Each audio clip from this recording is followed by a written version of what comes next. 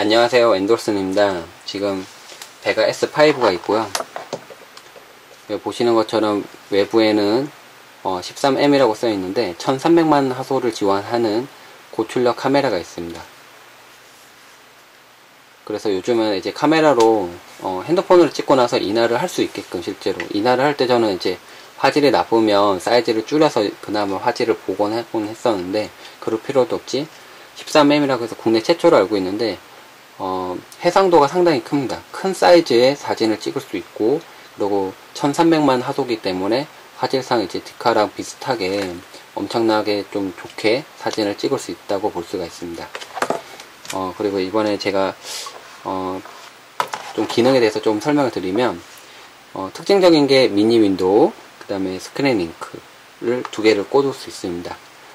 미니 윈도우는 하단에 보시면 이렇게 뜨는 것처럼 뮤직, DMB, 노트패드, 동영상, 전자사전 총 6가지를 팝업을 시킬 수가 있고요.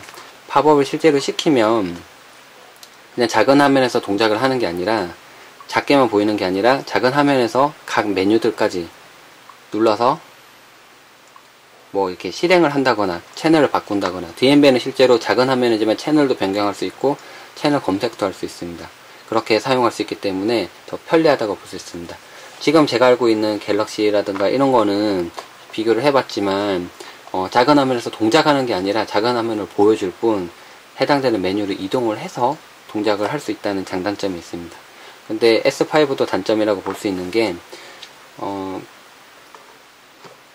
하단에 보면 동영상, 미니 윈도우에서 동영상이 바로 보였으면 좋겠는데 이게 없는 게 조금 아쉽긴 하네요.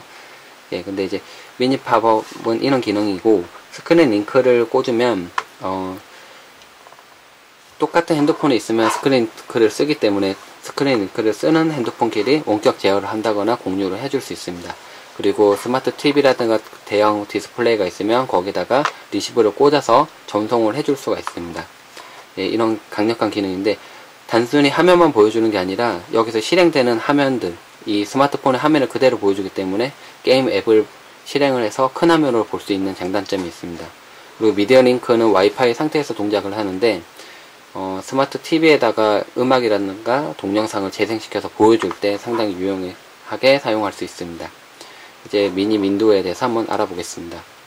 예, 이제 미니 윈도우에 대해서 중점적으로 한번 알아볼 텐데요. 미니 윈도우를 누르면 하단에 음악, DMB, 노트패드, 전자사전 이렇게 보이게 됩니다. 그리고 창 관리를 눌러도 미니 윈도우가 하단에 스마트 보이스와 같이 있기 때문에 바로 재생해서 사용할 수 있게끔 편리성을 두었습니다. 미니 윈도우를 실행시키면 DMB도 있고 노트패드도 있고 전자사전도 있는데요. 전자사전은 실제로 검색이 타임즈나 이런 걸 보다가 검색을 할 수가 있는데요. 예, 제가 한번 검색을 한번 해보죠. 네, 영자신문을 이렇게 보다가 보면 모르는 단어들이 많이 나오는데 가정하에서 한번 해보겠습니다. 모르는 단어를 이렇게 영자신문을 보다가 있으면 미니 윈도우를 실행을 시켜서 전자사전을 실행을 시키고, 내가 모르는 단어가 있다 그러면 예를 들어서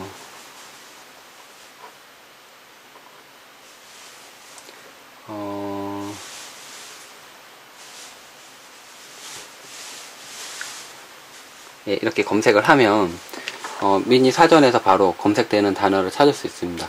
그래서 이게 무슨 뜻이구나 해서 이렇게 화면을 이렇게 줄여둘 수도 있는데요. 이렇게 줄여두면 걸리지가 않겠죠. 뒷면이 잘 보이니까. 이렇게 하다가 다시 큰 화면을 보거나 줄여두거나 작은 화면으로 축소화시켜서 사용할 수도 있습니다. 네, 지금 인터넷을 하다가 보면 이렇게 메모를 하고 싶은 게 있는데, 예를 들어서 제주도 여행을 싸게 가는 방법을 찾았는데, 이게 괜찮은 정보가 있다고 치면 이거를 메모를 하고 싶을 때 미니 윈도우를 켜서 노트패드를 켜서 여기다가 저장을 할 수가 있습니다. 예를 들어서 원하는 부분을 선택을 하고 상단에 이제 복사를 눌러서 새 노트에서 이렇게 누르면 붙여넣기가 됩니다. 그래서 자기가 원하는 부분까지만 복사를 하고, 실제로 이렇게 메모 작은 창에서 저장도 되고요, 큰 화면으로 이동도 되고, 이렇게 메모를 이렇게 줄여둘 수도 있습니다. 네, 이제 다른 기능에 대해서 알아볼 텐데, 음악 재생도 이렇게 작은 화면으로 켜둘 수 있는데, 상단을 눌러서 재생 목록을 바로 바꿀 수 있다는 장점이 있습니다. 뭐 이렇게 눌러서 음악을 위에서 바꿀 수도 있지만 재생 목록을 보고 싶을 때 이렇게 작게 볼 수 있다는 장점이 있는 것 같습니다.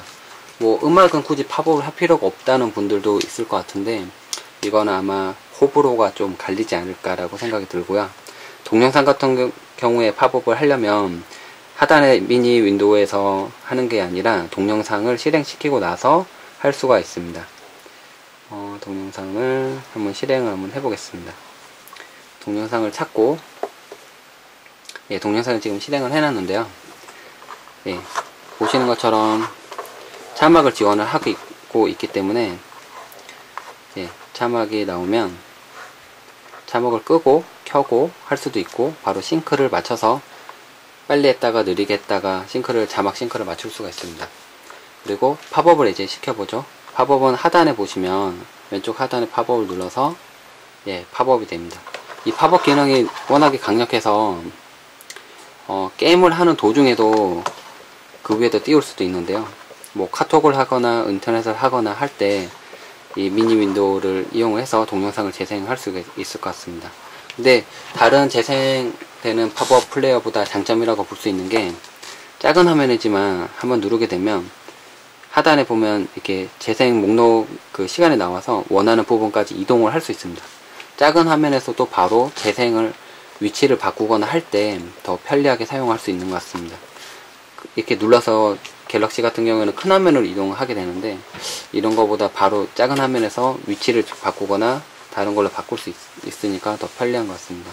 단점으로 치자면 미니 윈도우에 이게 큰 화면을 이동을 할 때 이제 동영상 플레이에서는 가능히 하지만 미니 윈도우에서 바로 실행을 할 수 없기 때문에 조금 아쉽기는 합니다. 그래도 이렇게 강력한 기능이 있어서 장점으로 볼 수가 있습니다.